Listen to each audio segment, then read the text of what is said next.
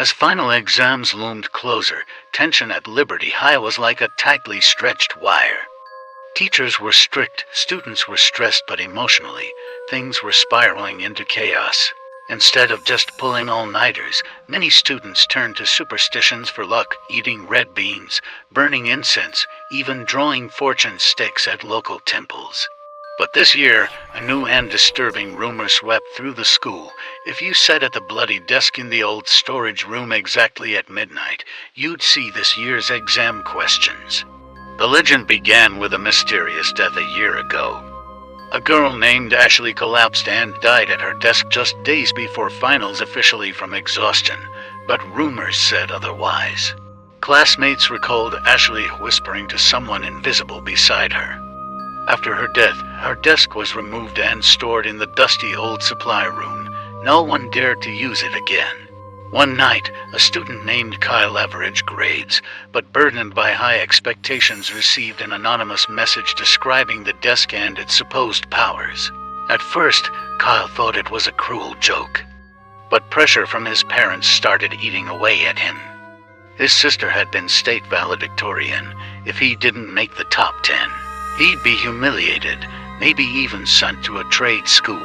Fear slowly replaced reason, and on the night before the exam, Kyle made a desperate decision to visit the bloody desk. At midnight, Kyle snuck out with a dim flashlight and a heart weighed down by dread. The school at night was pitch black, dead silent, like a cemetery. Step by trembling step, he crept through the hallway, avoiding security cameras, until he quietly opened the supply room door. The stench of rotting wood and damp paper hit him like a wall. Deep in the corner, just as the rumor described, was the old desk, dark stained, coated in dust, and still etched with faint ballpoint scribbles. Kyle sat down nervously. There were no instructions, no ritual. Just one action: sit and wait. He placed his palms on the desk, closed his eyes, and whispered a silent prayer. Time crawled to a stop, then suddenly the door creaked open with a long, slow groan. Startled, Kyle whipped around. No one was there. But a cold gust brushed the back of his neck. His flashlight flickered. In the flickering beam, a blurry figure appeared, a girl with long hair covering her face, pale skin, and a thin frame. She didn't move, she just stood there.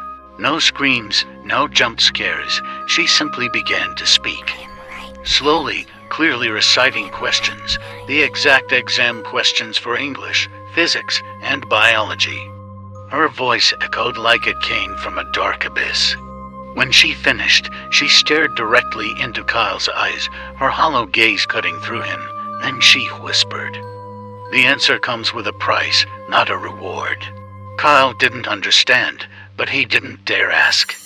He bolted out of the room, heart racing, his head now filled with exam questions, strangely accurate ones.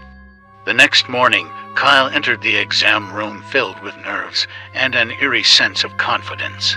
Every question on the paper matched what he'd heard the night before. He breezed through the test.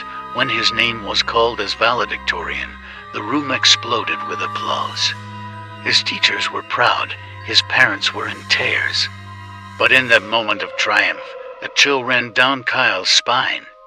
At the far end of the hallway, she stood, the girl from the night, silent, motionless. Only he could see her. From her eyes, the thin streams of blood fell like tears. Her voice from the night echoed again in his mind. "The answer is the price, not the reward." Kyle went home feeling unsettled. He sat down at his usual desk, the one that had always brought comfort. But this time, it felt different. That night, Kyle collapsed on his desk. He never woke up. Doctors called it sudden heart failure due to stress, but among his classmates, a darker theory spread: the curse of the bloody desk, and a whisper heard in the dead of night. Sometimes in life, we're so obsessed with winning. We're willing to sacrifice everything, even our own peace of mind. But success isn't about getting what you want at any cost. It's about reaching your goals without losing who you are. Some shortcuts may look like golden opportunities, but they're just graves waiting to bury your dreams and your soul. Live right, learn honestly, Because no answer is worth trading your soul.